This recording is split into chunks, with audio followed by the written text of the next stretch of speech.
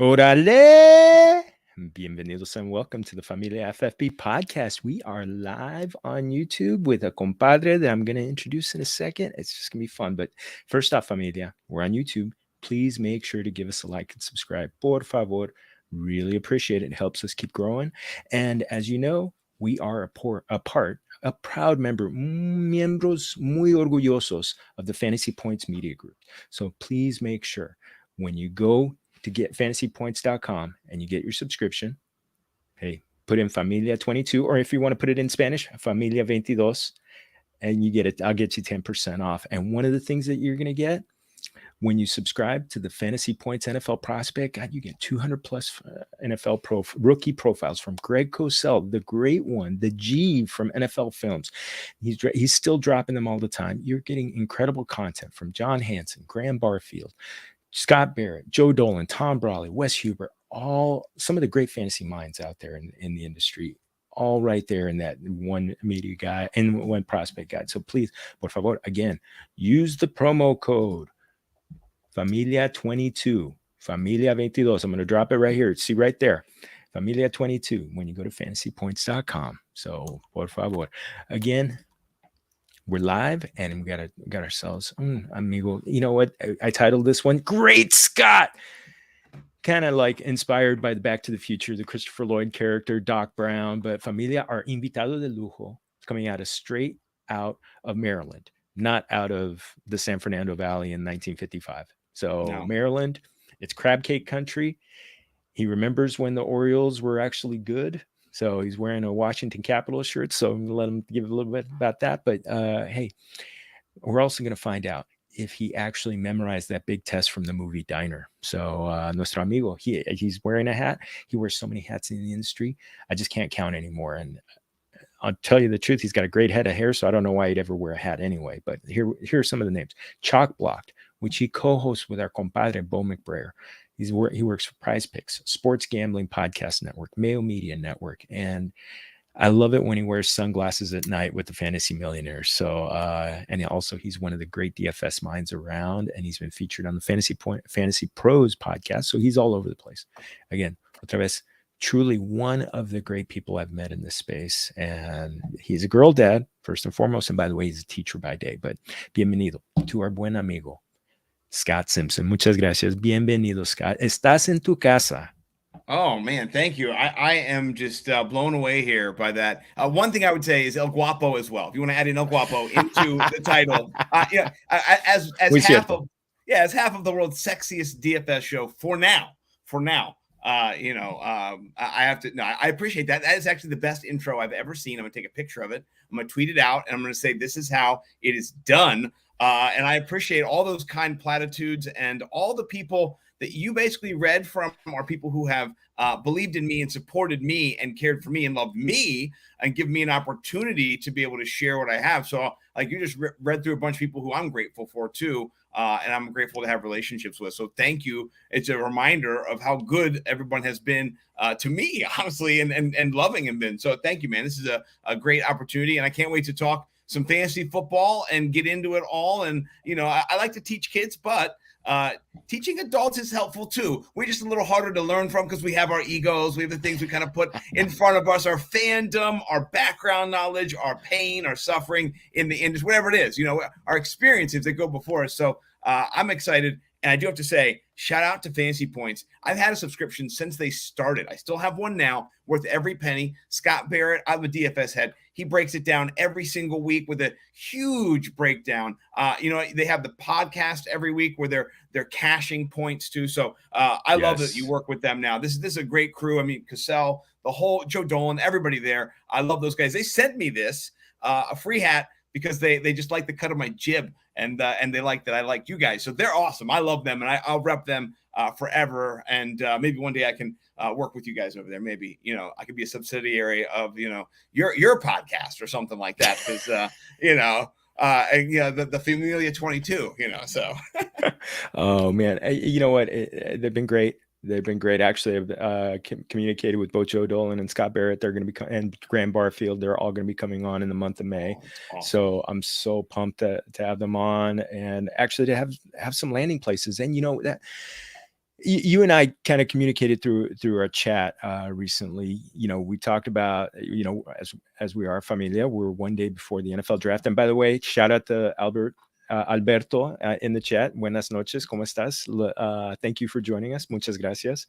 And I think we both just were kind of like, okay, let's get this thing over with. We're talked out. We're pretty much ready for all these to know where these players are going.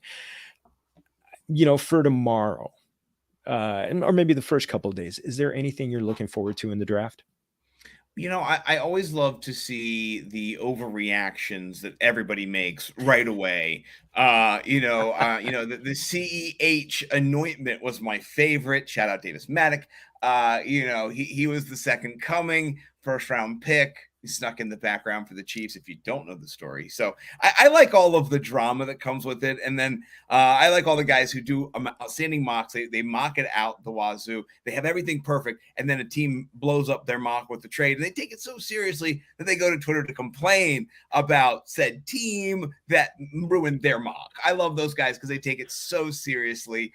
You don't want to compete in leagues with those guys. So it's so funny. I mean, yeah, doing the mock. I mean, I don't know if you have better chance of getting the first round right or getting even like the first 2 days of the NCAA tournament right.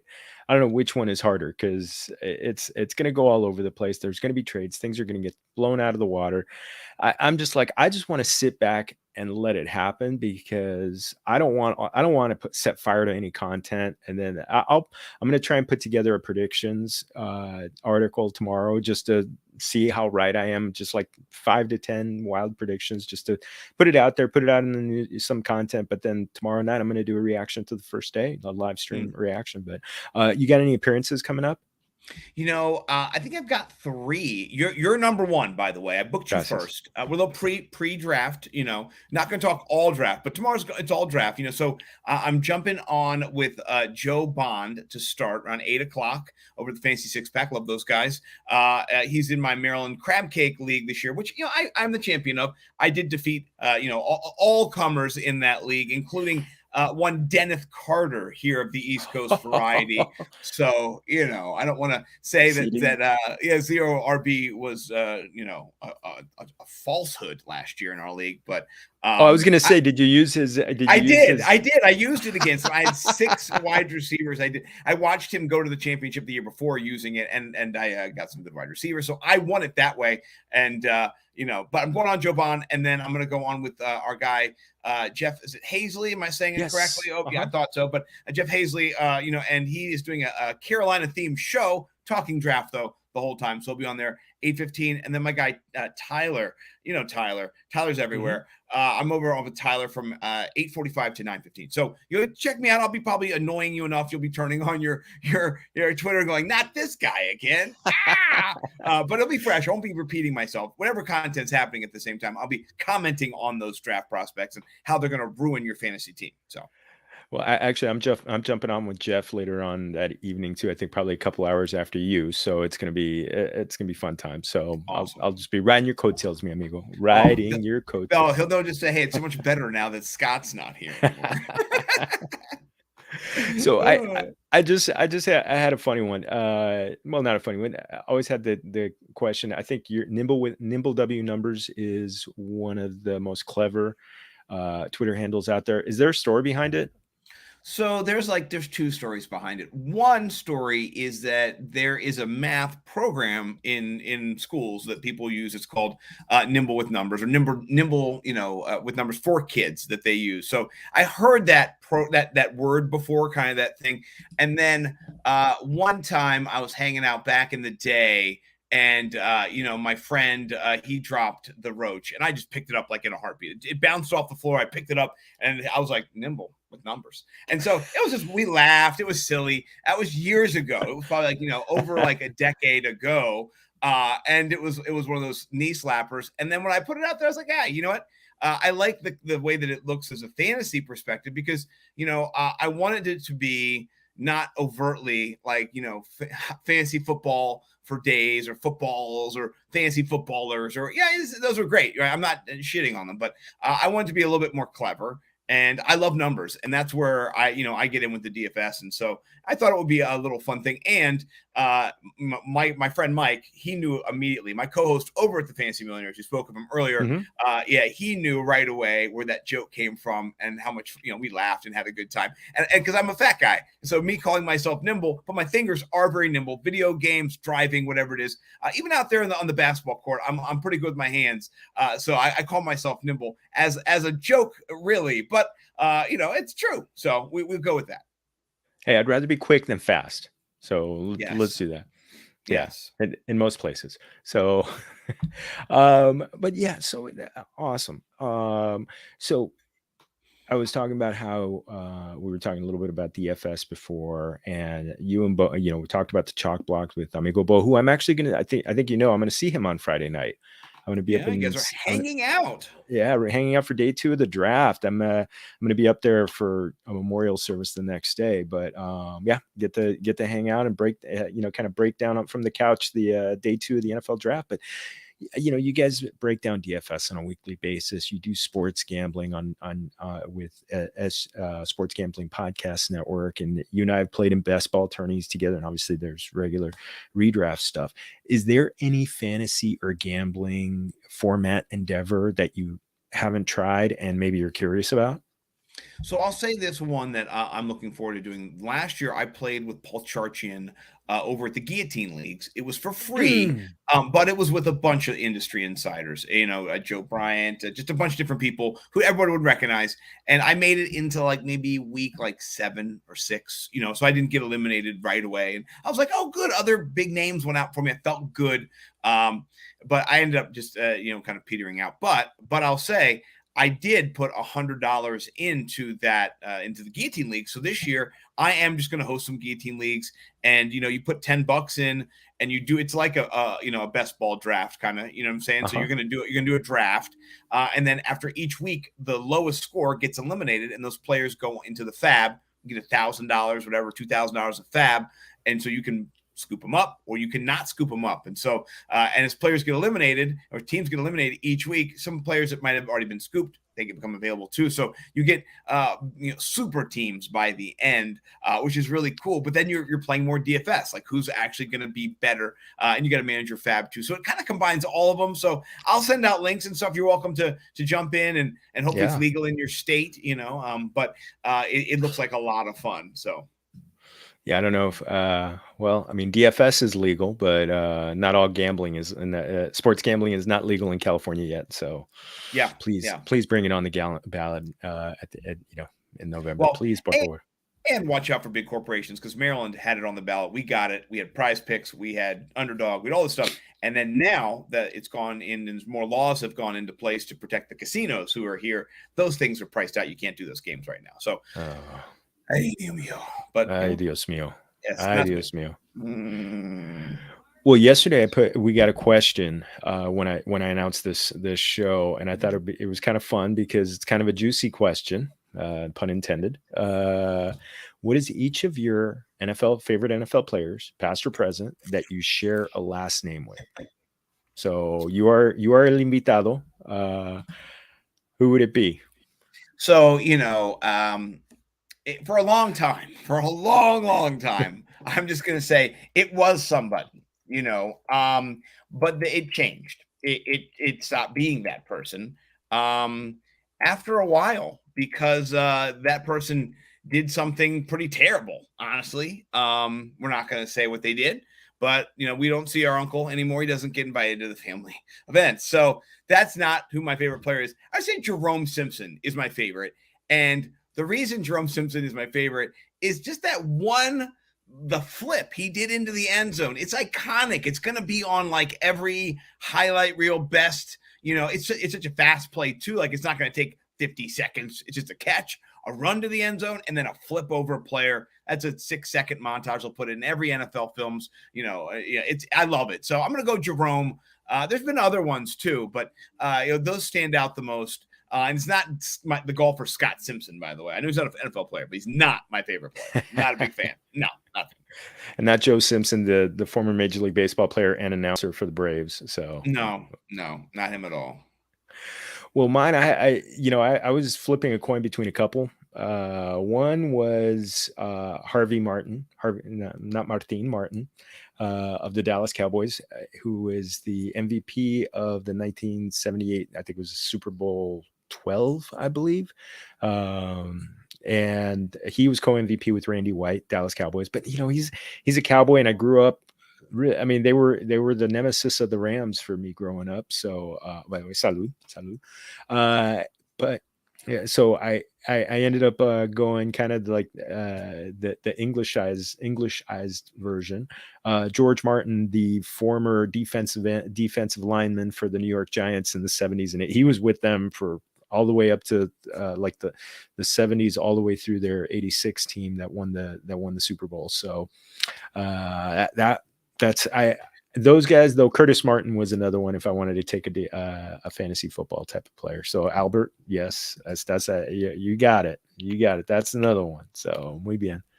Muy bien. Also, I just wanted to do a quick hello to Mr. Scampers in the chat and La Dama, Dame Overboard. Muchas gracias. And yes, I get ads all the time for Measures Against Sports Betting. So, but I signed a petition for it out in California. So fingers crossed. Fingers crossed. So, gotta love this. So, Scott, awesome. That was fun. This one's going to be a little more serious. Probably the only time we're going to be serious tonight, but I've got one that's got a kind of a heartfelt feel to it. Last month, your daughter, London, rang the bell at Children's National Hospital to signify that she's 100% cancer-free after her battle with leukemia.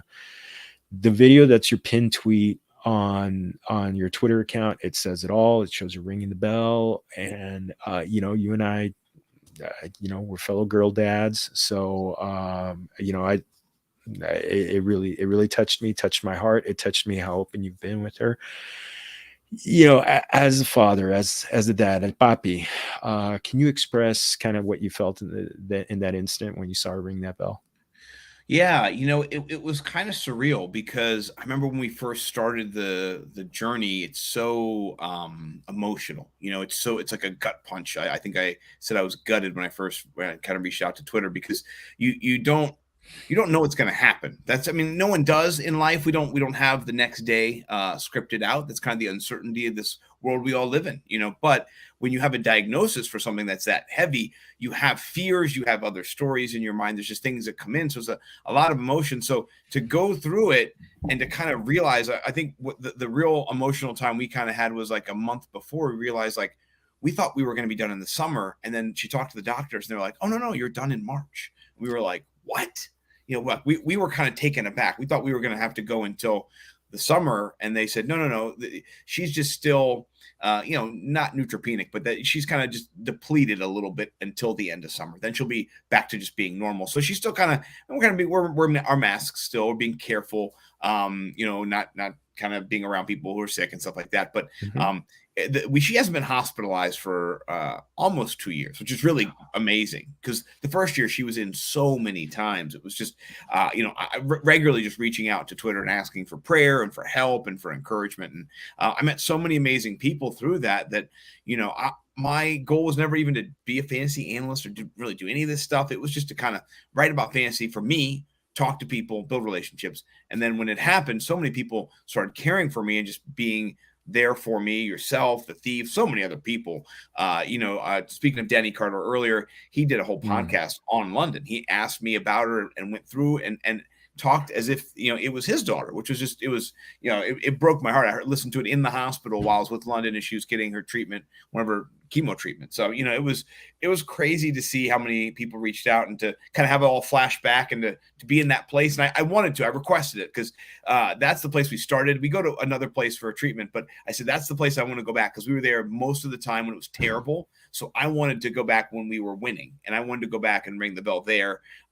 She had already been clapped out at the other place, but this was cool because behind her are all the other kids too in the last couple of years who've been ringing the bell. So you'd see that she's not alone. They got little plaques, little painted little things they put behind it. And I think the main thing I stepped away from this whole experience was, one, how amazing people are in our community and in the cancer community who are there to care for people. And then also, how much I now love other people who are going through things, and I'm made aware of other people's struggles I just didn't know about. And I think that's the cool part, is that when you go through it and you're hurting, other people who are hurting love you, and then you get to love them back. And so it's a building and a bonding experience, and I'll never not be a part of that community, and be able to help and hopefully share what I have, and share what London's gone through with what other people when they're going through it too, unfortunately. But if you're there to be able to be there for them, I mean, that's kind of the goal of a tragedy, is that you don't just get through it and go, it's over, but now I can help other people who go through it too. So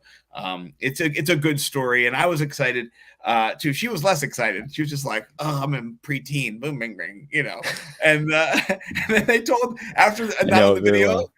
Yeah, not in the video. They told I turned the video off. Then Adelaide, they said, ring it a little harder. And my other daughter came up and was like, bang, and the doctor's like, yay. And London's like, that's too loud, So I was like, I'm with you, London, a little too loud. But yeah, very special time for our family. And, we're really grateful we can kind of move now towards being healthy. And I can work on my fat ass being healthy. That's the next goal, as I drink wine, which I normally don't do, by the way. My wife made me do this. That's the story. Hey, you know what? It helps you sleep, and supposedly a glass a day is good for you. So, we'll keep it to a glass. It's like my 4th glass this year, so I'm okay. I'm doing well. Muy bien. You know what? And yeah, moderation. Enjoy it. Plus, weather's going to start getting much nicer out there. So, you know what? It'll be easier to get out and do a little fun stuff. But and actually, yeah, exercise a little. Now, the other thing, there was fun stuff. That Oktoberfest hat photo video that you posted. Okay. Oh, the dancing.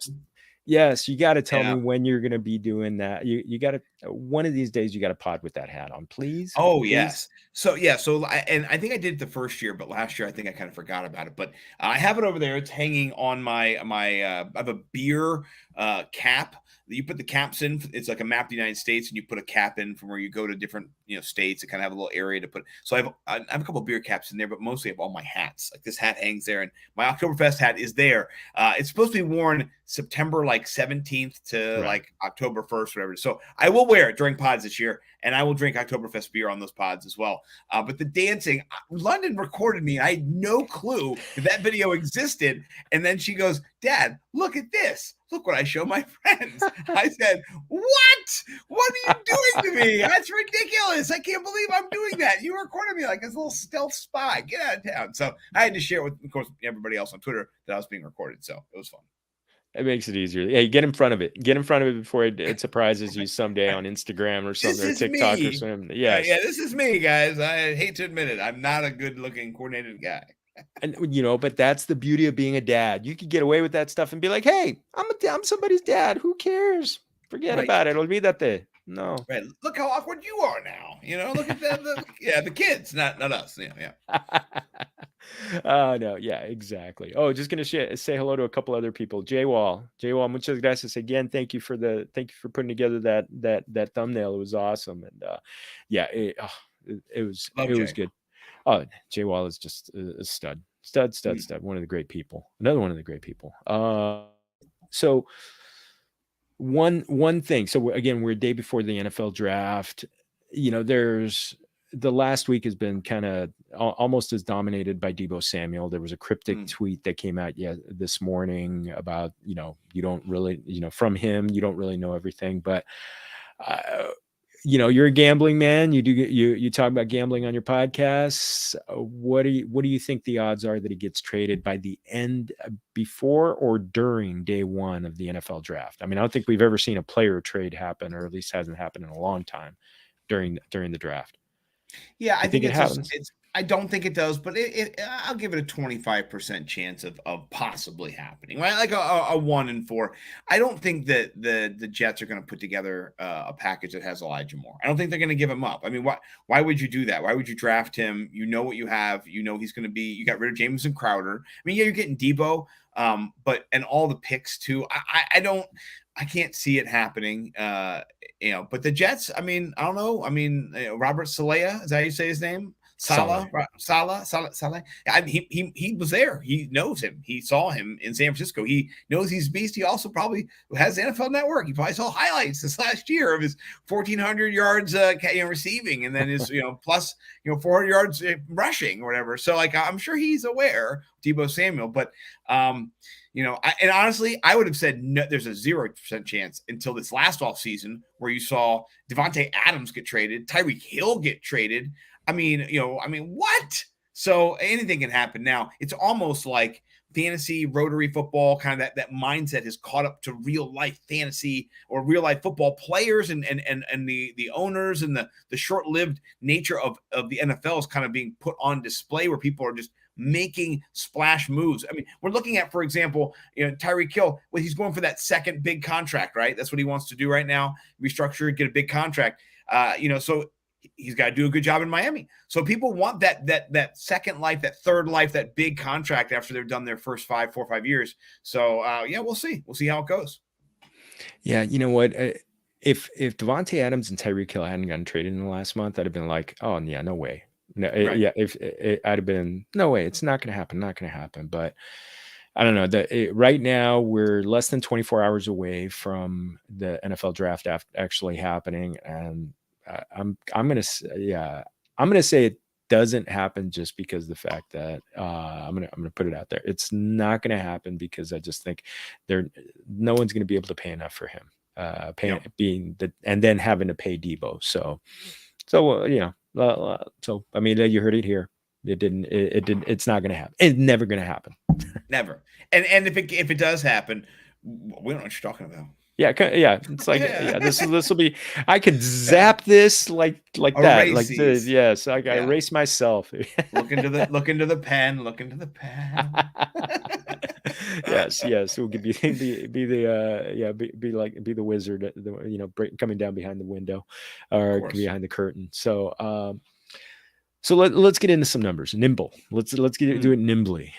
Breaking down the numbers. So there's always kind of like that film versus analytics argument that seem to be getting on the opposite ends of the rope, and then I like to stay somewhat in the middle. Though I think I lean a little bit more to the numbers, just because I feel like I spend more time reviewing them rather than watching the game as it happens, but and maybe going back and watching some particular plays. But that's why I wanted to bring you on, because I've always loved how, especially how you and Bo break down everything. And I know there's a difference preseason breaking things down as during the season, but I kind of wanted to get position by position and going through. Maybe we could have a little bit of a discussion on kind of what your favorite things are in breaking down the positions. And let's start with quarterback. I almost feel like we have to look at different analytics for quarterbacks, the passing versus rushing.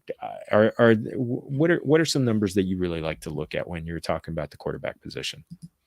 So I think the main one for me comes down to, one of the main ones is, passing attempts, right? Like, how many times are they going to throw the football? Like, that's one of the biggest, I think, indicators overall of success. Of course, efficiency with those passing attempts is monumental. So the better quarterbacks hopefully are going to be more efficient. So, passing percentage wise. But let's take last year, right? And I'm going to give you the top 3 in attempts, right? Mm-hmm. So Tom Brady, 719 attempts. That is holy shite, right? Then we have Justin Herbert, 672, Patrick Mahomes, 658. And let's go to where they finished in fantasy relevance, right? For the whole year. So Justin Herbert was overall, he was number 2. Tom Brady was just in quarterbacks. Tom Brady was 3, Patrick Mahomes 4. So you hit the golden ticket though with the Josh Allen, with the running. You talked about it there. Where does the running factor in? Well, with Josh Allen, it's kind of the factor point that gives him the overall number 1, because he didn't have as many attempts. He had 646 attempts, which is more than he's ever had. That's great. I love that for him, right? But The rushing is key. Being able to get 6 extra touchdowns, 763 yards, that's going to be a little bit more gravy. And he's not doing what Lamar's doing with the rushing, but he's doing more with the passing than Lamar's doing. So it's a little bit of a uptick in the hybrid with the passing. So I love those kind of matrix. How about you? Because I know that you have some key points that you look for as well. Yeah, I was looking the pass attempts, definitely. I mean, sometimes it's just too easy to get into like the crazy analytics, and it almost feels too elementary. But you know what? When Tom Brady is throwing almost 200 times more than Aaron Rodgers, that's 200 more attempts that are gonna that could be good stuff, because he's one of the best in the NFL, and he's the GOAT. So I do that. One number that I love to look at was intended air yards. The very much, because I feel like I'm looking at the top 10 in intended air yards, and I'll put an article together on this in the next couple of weeks. But again, you're talking about here are the top 5 in intended air yards last year. So this is for this is literally how many the yards per pass attempt before they actually hit the receiver. Tom Brady was number 1, Josh Allen number 2, Matthew Stafford number 3, Derek Carr number 4, Justin Herbert number 5. Those 5, that's 4 of the top quarterbacks last season in fantasy points per game. So that's just going to give you a big indicator. If he's throwing, and he's throwing the ball with intention and with a lot of times it's about 8 air yards per pass attempt. Give me that. I'm looking for those guys all day long. Oh, and by the way, number 6 was Patrick Mahomes. So again, you're getting all those guys. So I love looking at that from the passing side. Now on the rushing side, what's most important for you for the quarterback? Attempts. Well, not just attempts, right? But I mean, attempts are good. But I mean, it's kind of how they're schemed as well. So, last year Jalen Hurts had 139 rushing attempts. And he also led the league in rushing for quarterbacks, right? He had 784 yards. So I like that correlation. You look down at Josh Allen, he had a better yards per rush average at 6.3. But Hurts got him with the touchdown. So I think if you're for me, I like the touchdowns. That running upside is helpful. The year before when Tannehill busted out, he had like 10 plus rushing touchdowns. That was kind of what gave him that edge, right? So you can't chase that, but you like to have that opportunity. And so, between Josh Allen and Jalen Hurts, you got 16 touchdowns between those guys. So kind of finding that quarterback who's got the potential for the yards and the touchdowns, that's going to get you the points. I mean, that's where the bread and butter is. It's in touchdowns. Exactly. Yeah. That was still the thing. I mean, because when you had, Tannehill still had 7 rushing touchdowns last year in what was considered a bad year for him. So they're still so valuable. Jalen Hurts was number 1 with 10, but again, you also had Josh Allen. I'm going to question anybody who doesn't have him as their QB1 in rankings next year, because he's just that rushing. When you get 750 rushing yards from the quarterback, it's just it is. Sorry, I'm getting excited. And he upgraded from Cole Beasley to Jamison Crowder, a younger, better slot receiver. I like that. And then you saw the emergence of Gabriel Davis, obviously, and then Dawson Knox, and then they're probably going to get another running back. It's going to be another season. Load them up in Buffalo, or as J.D. McKissick said, in the Buffalo. In the Buffalo. I know exactly. Our amigo Jeff Bell would be, if they get Breece Hall in the first round, it's just from this time tomorrow night, it's just going to be like, okay, forget it. Yeah, I'm never listening to Jeff Bell. I'm muting Jeff Bell. I love him, by the way. He's a girl dad. He's like star of the club, but he's going to be insufferable. And I love Buffalo. I love Mafia, everybody. But no, I'm teasing you, Joe. His feet won't touch the ground. Oh, by the way, Mr. Scampers, I saw that offer that you had, and but yes, you kid. So, Jimmy G, no one's no.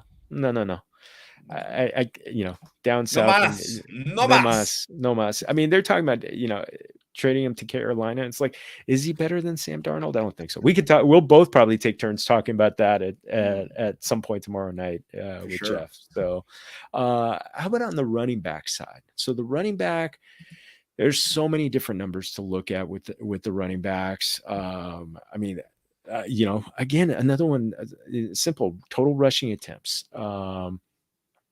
It's a huge one, and looking at targets, yes, that I think that's going to be as big, because I think it was Scott Barrett who says it's 2.7 target is 2.7 times more valuable than a rushing attempt. But what do you love to look at when you're scouting a running back?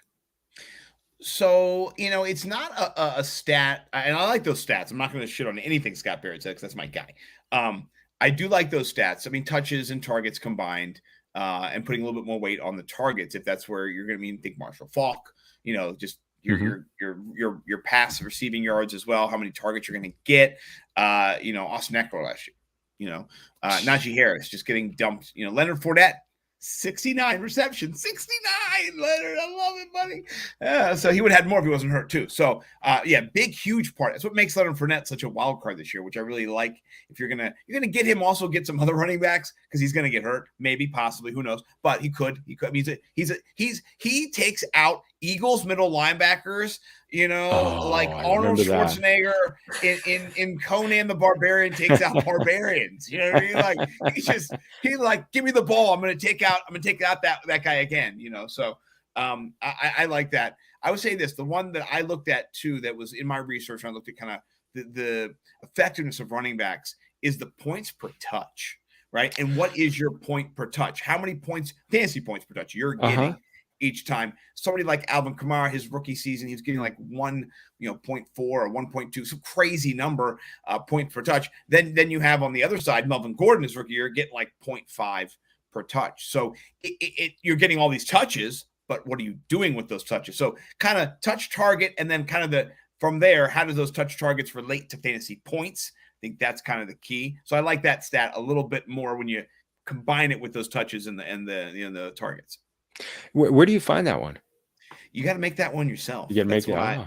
Yeah, Nimble has made that one. It was not last year. I didn't make it, but it was part of my first build of my website, and it was on an optimizer that I created. A little silly one, but it had all of the DraftKings points, and you can kind of move everything around and play with everything, and you can see how many points per game a player was earning each week, which I love that, because that to me really shows what. And you could look at it in retrospective of what teams they were going up against as well. So kind of like Jordan Vanek's Z-score, but much more antiquated, and not you had to meld them. You had to look at two different columns that were next to each other and kind of go, oh, there you go. It's right there. It's in between, which is good for people who are really knowing the data. But for other people, we turned it over to Run the Sims last year and let Run the Sims help people a little bit more effectively. But I still stand by it. For me, it helped me identify trends, patterns, and the data. So last year, you know what? I didn't win as much as I did the first year. So I might have to go back to doing it again. Oh, man. I will say the Super Bowl was good for me from a DFS standpoint. So I ended up with a little bank account, for a little piggy bank for the coming season that I'm whittling away on baseball, but just because I get bored sometimes. But I love that one, because and I love that actually you break it down by opponent, because I think that is huge especially when you're talking about DFS, because there are so, I mean, no two opponents are the same. When, like, I keep telling people, it's like, oh yeah, you know what, was Mac Jones really that horrible? But on the day against the Buffalo Bills, where he threw the ball 4 times. So I mean, it's just, was the weather, or if you end up with a great closing leg where you're going up against 4 crappy defenses, go after those guys. Well, I mean, a couple of years ago, I'm trying to remember who the player was in DFS. And it was, I think it was 2-3 years ago. They were just lighting up the last month of the season, and so you were like, "Oh, I'm just going to ride this player." I forget who it was, but David Montgomery. I think it was David Montgomery. Yes, it was. That's exactly what it was. And you were like, "Oh, And at the same time, it was Derrick Henry, because Derrick Henry was going against the Texans. So you were doing both. You were like me and Bo. That's when we first started the battle, and we were just like, oh, look, I'm doing Derrick Henry. He's like, I'm doing David Montgomery. I'm like, well, I'm doing David Montgomery in my flex. Well, I'm doing Derrick Henry in my flex. They were running wild. 28 points, 33 points. 2 touchdowns a game. So if you can figure out those trends in the NFL and see them kind of as they're going, man. And the one of the stats I use every week was the NFL, points per position group, fantasy points per position group per team. But then also that kind of gives you an overview, breaking it down by week to see trends. And so if you have a holistic view, okay, Buffalo, that one game, that's going to throw everything off, make Buffalo just the best at everything, and never play them against them. That's not going to happen. Buffalo's going to give up some points at times, maybe just not in that context. So applying the information in the right context, I think that's where we're kind of, at times it's hard, because it's an oblong ball, right? So we're trying to get our grips on it. They're trying to get their grips on it. It's a challenge, but the people over Fantasy Points, dude, I'm so excited for you, by the way, that you're a part of the group. I assumed you always were, almost, in my mind, you know what I mean? Because that's the kind of people that they are. I was like, of course, yeah, Jorge works them. And then I'm so glad, though, that you get to kind of have all those guys get to know who you are. So shout out you know what I mean? And what's going to happen with that? So yeah. Well, yeah. Luckily, you got to be friends with Edwin Porras and Graham Barfield last year. Yeah. Both those guys are just, Edwin and I just bonded over being, as we kidded, we're the only 2 Mexicans doing this in English. So, so we just get, and he's given my daughter great advice. And Graham and I just, I had him on the pod last year, and then we just bonded over baseball. And so we just we would always send we'd be at different ballparks and be like, oh, hey, you know what, I'm here for the, he sent me like from 3 different ballparks around the country. So I was just like, God, that's awesome. God, I love it. But yeah, just great dudes. And and I can't wait to see the growth that we're going to have. What I do want to shout out one stat, a stat that I love to look at a lot. And I use this stat a lot when I'm kind of breaking down kind of like the effectiveness of a running back. And this is kind of like looking more toward redraft, is yards after contact, where I see, kind of like these are the guys that are really fighting for extra yards. This is Jonathan Taylor had 941 yards after contact last year. So, I mean, I think I figured out he would have been like number 10 in the league if it would have just been his yards after contact. So, I mean, it just shows so much. It shows broken tackle rate. It shows physicality. I just think it's a wonderful metric to kind of show the overall effectiveness of a runner. And again, I'm looking at like the top 4 running backs. Jonathan Taylor was 1. Nick Chubb was number 2. Najee Harris, number 3. Joe Mixon was number 4. And all of them, the top 10 running backs in the NFL last year. I mean, obviously, it also shows effectiveness over the course of a season, because because we know this is such a position of attrition. So those guys get beat up. So I love using that number when it comes to kind of just kind of show who's as good as it gets, man. By the way, number 5 there, Elijah Mitchell, Eli, yes. They're a little sneaky. Ooh, a little sneaky in there. I like that. And he would have been, and actually he would have been higher on this list, but he missed like 3 or 4 games last year. And so, but he was another guy who had an incredible closing kick. I think he had like 3 or 4 games in a row where he had at least 20 plus touches at that point. They were really just using him a lot. And he ended up, let me see, I'm looking for where he finished on the season. He, number 24, but he missed 5 games. So, he's a guy I'm definitely going to look at keeping an eye on him for draft, maybe getting him if I'm not taking a hero RB approach and loading up on running receivers. I've done a little zero on so far, played around with zero a little bit on startups, but when it comes to redraft, I'm going to have to go with that more of a hero approach on that one. Oh, Oh, for sure. I love Eli Mitchell later because you can get him later. Mm-hmm. And last year he averaged 16.4 fantasy points per game when he did play. So his 180 wasn't that great because he wasn't there, that much. Like you said, missed those games.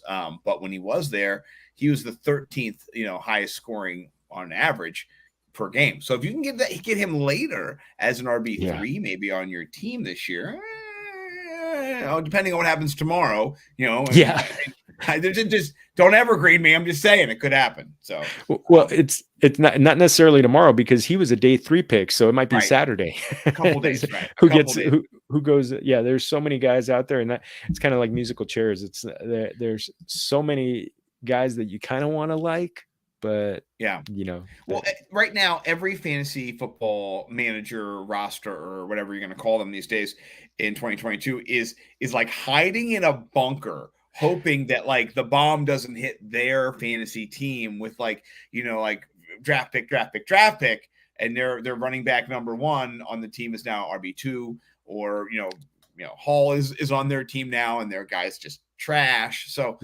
there's a lot of just nervous Nellies in the next couple days who are just crossing their heart and hoping that their team does not ruin them. Honestly, you mean like the Broncos ruined Javonte Williams? Yesterday? all my prop bets up in flames over at Prize Picks. It's just like just effing shame. I just don't even know what to say. I just cannot.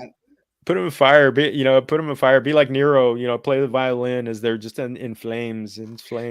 I just love when people are like, you say that people are victory lapping. People who do not have any stake in Melvin Gordon themselves as a person, right? Maybe on their team, but they're going, yeah, and you think he was washed. You said Melvin Gordon was washed. I mean, not to me, but just in general out there, conflating and cocking up, the rooster thing. You said, and now look what's going on here.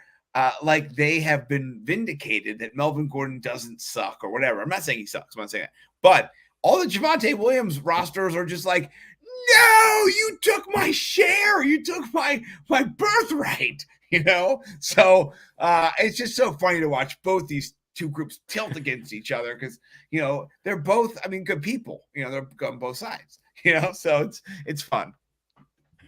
Oh, love it. Well, let's hit the receivers in honor of Matt Harmon. The receivers, tight ends. What do you is it as simple as just overall targets with them? It's targets, but it's also target share. So like you look at like Mike Williams and Keenan Allen last year, you can see trends in target share. And so oftentimes I would go, look at and drill down into that weekly target share percentage trend, see where it's going. And sometimes it's injuries, sometimes it's just the way the offense is going. Sometimes you can see, it's against these certain teams. So, maybe this is a coverage they're going up against, a cover 2, a cover 3, whatever the zone scheme is that they're kind of facing, or maybe it's a man-to-man. So they're able to get Keenan into more routes, whatever it is. But you can see just in the breakdown week to week, he's getting 30%, 29%, 27%, 30%. Mike Williams getting 18%, 17%, 16%, 15%, 20%. So just that helps me understand that if I'm going to go for Mike Williams, he is that bomb deep threat, that guy who's going to win you your DFS pot, your tournament. Whereas Keenan Allen, he's your cash stud. He's going to get you regular targets. And sometimes he flopped, but a lot of times he didn't. A lot of times he got me, 20 points, and I beat Bo. By the way, love you, Bo, but you got beat by this bitch right here in the battle of this is so sad, right? The clash of the beards and bellies, right? I bellied and beard clashed you, and I won like 9 in a row at the end to beat him too. So it was he was up high. I just kept coming out. I did not stop. So poor Bo. He beat me the first year. He crushed me the first year. I came back and took his soul last year. So this year, rubber match. We'll see who's the better DFS head-to-head guy, me or Bo. Because you had to win 9. You had to win 9 in a row to catch him, right? To catch him and pass him, right? Yeah. To do this, I had to. I think he was like he'd won 9 or something, or he'd won, something. I think it was 18. No, he'd won 8, and there was, I was down 5 weeks. I won 5 weeks in a row, or something like that. No, it was even more than that. I think I was down 7, and I won like 9 weeks in a row because he didn't beat me anymore. Yeah, he didn't beat me anymore. It was terrible for him. It's terrible. I beat him. I crushed him. So, but I hope you're listening. Oh man, well I hope he wants some money after all. So Yes. now I know he's Yes. just sharpening the blade right now. It's what's happening. He's coming for me. And so here's the trick though. If he does beat me, I'll just use his picks every week to get money on the other side. But I'll be playing him against everybody else. So Hey, even better. You win, but you win either way. You win yes. either way. Gotta love Win-win. Win-win, as Covey says. Win-win. it. And so on the receiver side, I know one of the things that I look for a lot is on the target side. I want to get when I'm looking for the season, before the season, I'm looking for a guy who's getting about 8 targets a game, trying to get as many of those guys as possible. Because I mean, last year, and when it was guys who had at least 9 targets, just not, I mean, 8 targets is one thing, but because there were 21 last year that averaged at least 8 targets a game, though there were 2 guys who played fewer than 5 games. But of the 12 that averaged at least 9, there were only 3 that weren't a top 12 receiver, and those 3 were DJ Moore, Chris Godwin, and Marquise Brown. And Chris Godwin would have been a top 12 if he hadn't gotten hurt. And then Mark Andrews, number 1 tight end, he got 9. So it's so, I mean, and I love it what you said, targets and target share. It's just so important to get those. Just, I mean, because we hear it all the time. Targets are earned, targets are earned, targets are earned. I think it was Matt Harmon who was the one who coined that phrase. I'm looking at those guys, and also looking at their quarterbacks, because that's why, one of the guys that I'm targeting a lot this year is Russell Gage, just from, a guy who, because we're tapping into the 719 pass attempts from last year.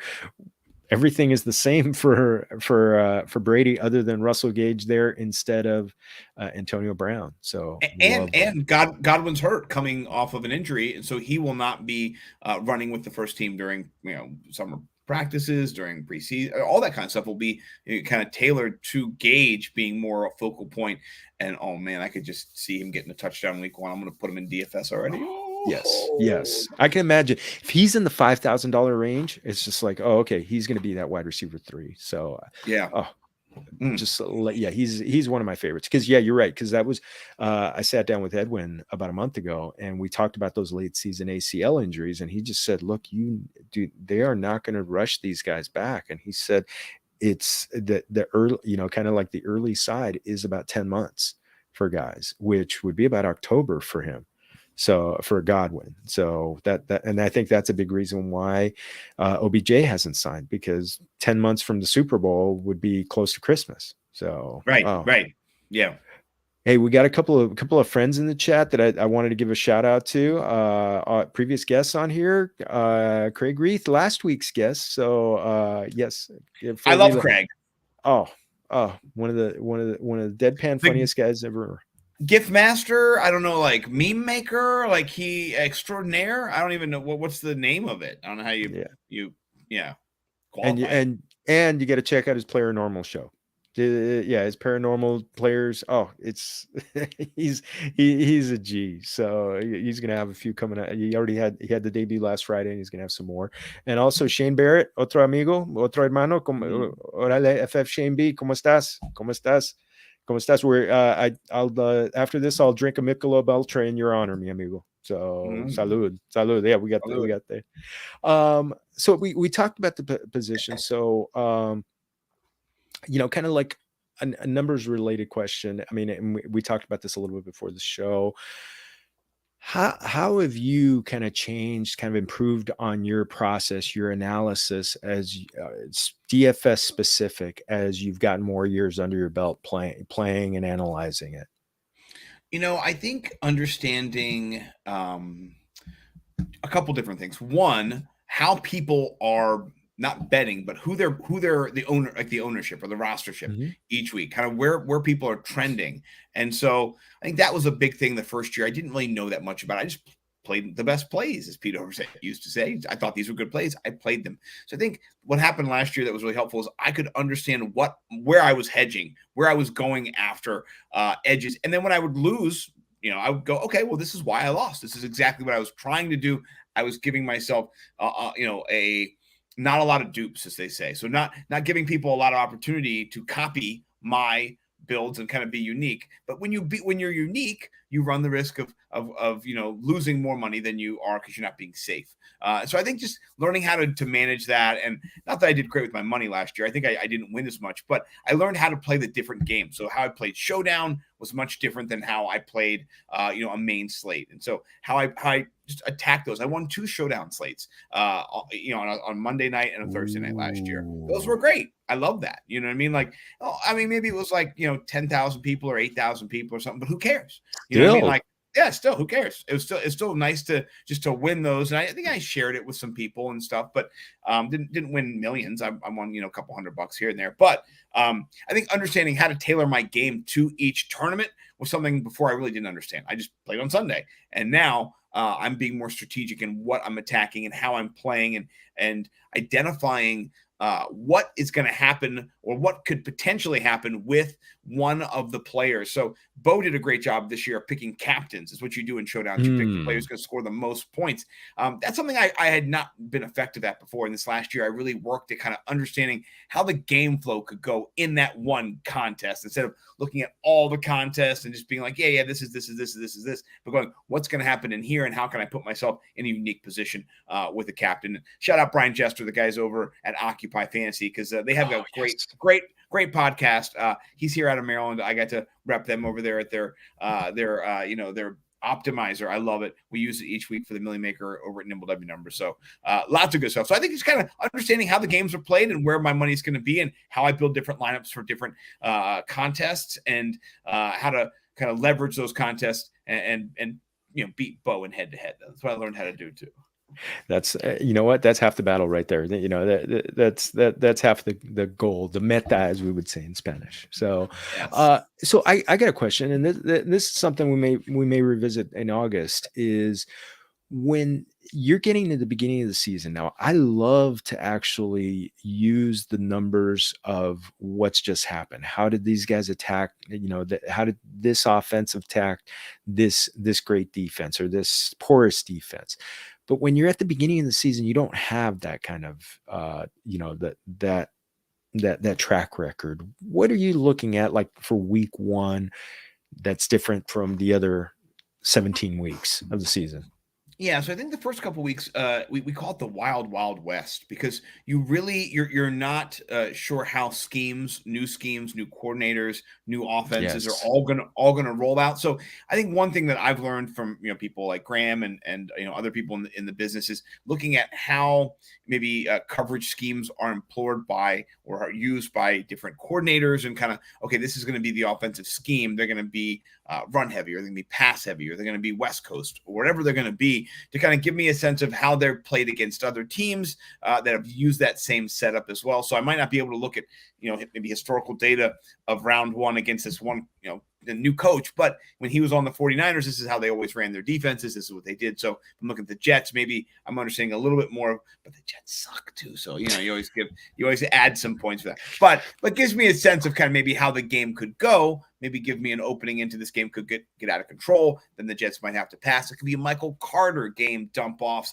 all that kind of garbage time stuff. So you kind of try to predict the game script, I think they call it, and kind of tell a story with your builds. I think is kind of where we're getting to. And so I think for a Showdown, for me, I kind of learned how to tell that story too a little bit more effectively. And that's what I'm doing this year. I want to get a lot better at that. I want to win that. That's easier, I think, to win at times than the Millie Maker, which is, you get 17 shots at that bad boy. It's hard. That's some hard times. So. And there are some ballers who got some major mathematicians working for them that are just, right. It's just nuts. No, I love it. I do love looking at kind of like game flow. I think with so many new offensive coordinators next year, I think it's going to be. I'm almost going to. I want to look and see what kind of game flow. And Mike McDaniel in Miami, how's he going to call a game plan Yeah. after it's been, him and, and is it going to be more run heavy? Is he actually going to use those wide receivers so much? So, and Is he it going to Josh use? McDaniels and the Raiders too? I mean, there's new Yes. coaches everywhere, right? All over the place, and Yeah. everybody's, and I've had a few of our fellow thieves on from the Chicago area who are just kind of like they're cautiously optimistic about what's going to happen with Justin Fields, but again, they don't know because it's a first time offensive coordinator. So Right. Dios mío. So that's gonna be oh, wait a second. Here's a good question from Shane. At what point do you start throwing rookies into your DFS lineup? Ooh. I mean, Jamar Chase right away last year, you threw him in there. So I think it all depends on kind of where they're at the end of the preseason and what the expectation is for them in the, touches and targets realms that we talked about earlier. It's hard to make predictions, but it's also hard to bank on any of those. Amon-Ra St. Brown didn't come out first week. He wasn't bawling and hauling. You know what I'm saying? You were like, yeah, 30 points. I got him. Neither was Elijah Moore. So it takes a little while for some people to get going. So there's not like a tried and true methodology. I would just look for playing time opportunity, who's going to get the start, and what the coaches are saying about the targets they're going to get or what the expectations for them going to run with the offense are. Yeah, I think you're using the Amon-Ra St. Brown. I actually had him on. I had just recommended him on because his ownership percentage was under 50%. So I'd recommended him on a waiver wire article, and I co-managed a team with a friend of mine, and we were kind of like, oh, let's maybe grab him as an insurance policy just in case. And the guy we were playing had just a ton of guys who were on the bench that who were going to be sitting out that week or were hurt or whatever. He grabbed Amon-Ra St. Brown, and it was just like it was a team that was like 3-11 or something like that on the season, but one of those wins was against us, so it just kicked our butts. It was just like we were just talking about him, and somebody else grabbed him. But yeah, it's hard to. I mean, it's really looking at opportunity with the rookies. For me, I want to see them get at least a week where they're getting heavy usage before I throw them into a DFS lineup, unless it's just looking like a really, really sweet matchup.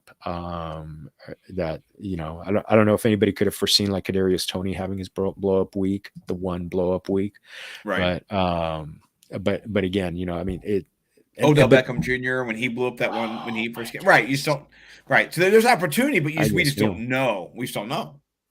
So if you're going to do 150 lineups, which I would do on a Sunday, I'll sprinkle in a rookie who's coming, who might play in a game in one or two lineups, necessarily but yeah, it's tricky. You have to kind of play it by ear. I will say this though, with Amon-Ra St. Brown, here's the value of somebody. It changes from week to week, right? So Amon-Ra St. Brown, beginning of the year, not as much. He won people their championships, or he got them into their playoffs, whatever it was last couple of years. Won people DFS money. He won me like $500 in best ball last year because I had him on every team. So I loved it. Shout out Underdog, which is kind of behind me over here. Oh, there it is. I don't work for them anymore. I love them. They still said I could work for them. But since Maryland took away all the props and all the pick'ems and all the rivals, it just limited my ability to access content, unfortunately. So Maryland, you're screwing me. But I love Underdog. Please do play over there. No code Nimble anymore, but play over there. But I'm on St. Brown cheat code last year, and I took all of those money. I think every league I was in, I saw myself at the top, Bo at the bottom. I'm sorry. This is just the Bo bashing episode. Don't tell him I said anything bad about him. Hey, you know what? I'm when I see him, I'll raise a glass. We'll raise a glass to you. Maybe we'll FaceTime you from and just we'll do a shot from around, from coast to coast. So I'd love that. That'd be great. Okay. Consider it a date. So keep your phone on. 2 days. So you mentioned about the Battle of the Beards and Bellies. Are you guys gonna have a bet put down on this for the rubber match here?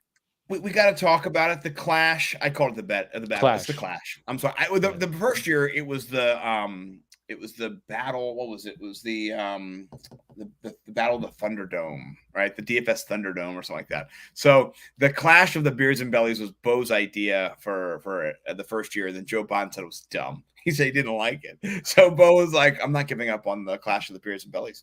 So he's like, we're doing it next year when we did it by ourselves. So, yeah, I don't know. Last year he lost, and I got $100 that I used to buy a bottle of Hedonism.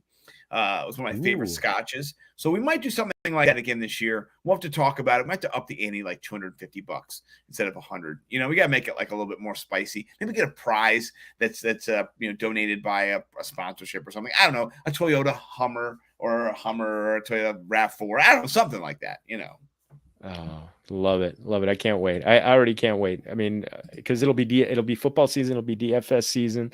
I right now I think trash talking, smack talking. You know, it's all coming back. Crying. All coming back. I mean, yeah, it's great. Oh man.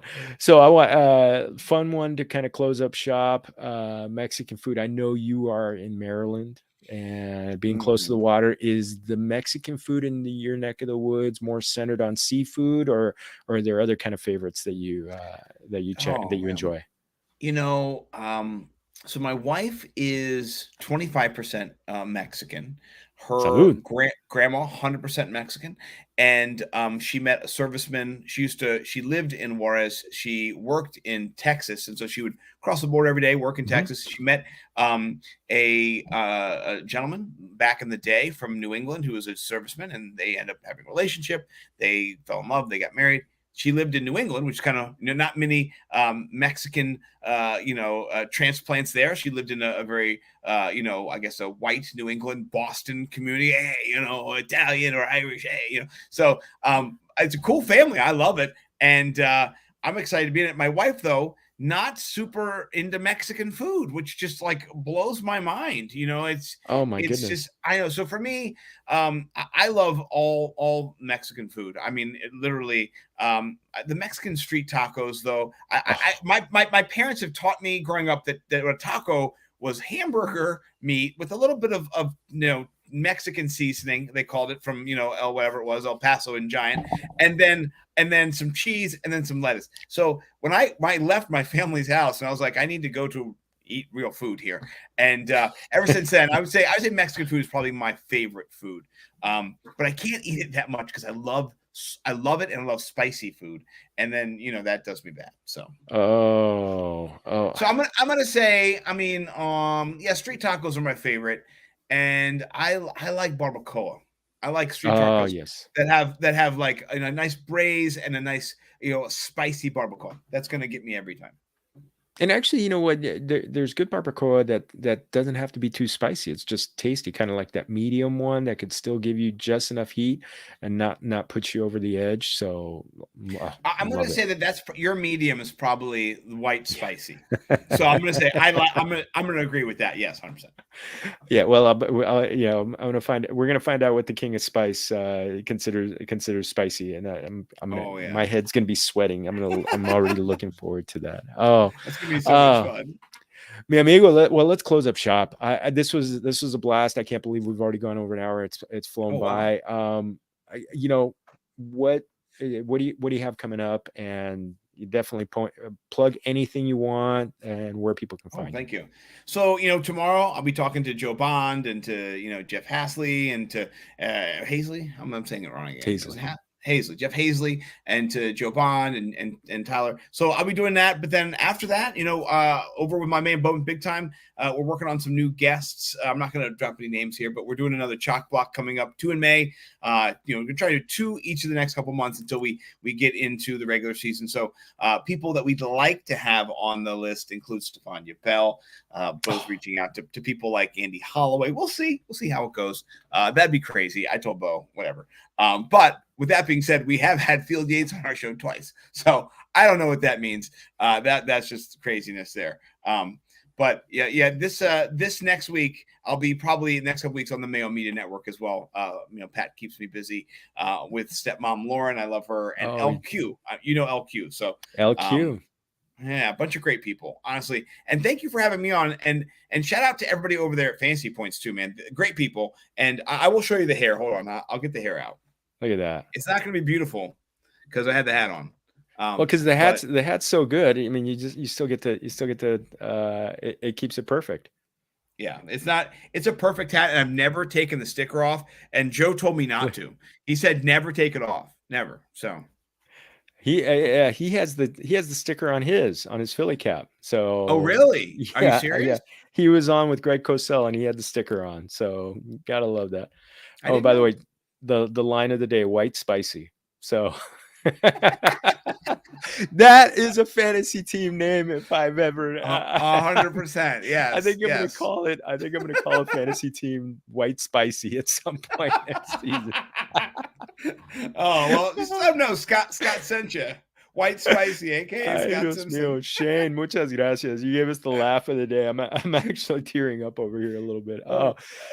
Oh, mi amigo, this was a blast. This was a blast. I'm gonna close up shop again. Otra vez, familia. I'm gonna give a shout out to Fantasy Points. Make sure to go to fantasypoints.com. Use that promo code Familia22, Familia22. Again, if you're doing it in Spanish.